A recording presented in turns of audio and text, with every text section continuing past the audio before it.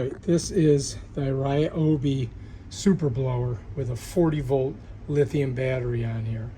And everybody has trouble getting this battery off. As a matter of fact, if I turn it up like this, you're going to see the way to do it. So you're going to see there's this little white thing here.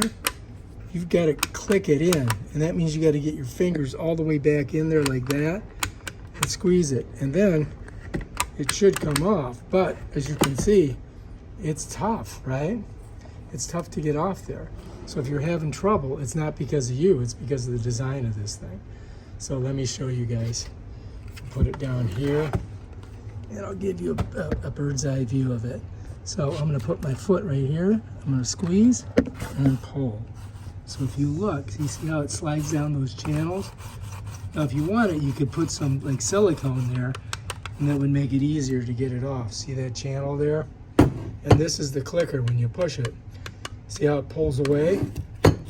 So you got these two channels right here, all right, and then here's where your contact is. And so it slides down here on these right here and then connects in there. And that's basically how you get that on and off. So putting it on is a lot easier. You just got to get the channels, right? Just got to get it in there. See it goes on top. See how these go on top?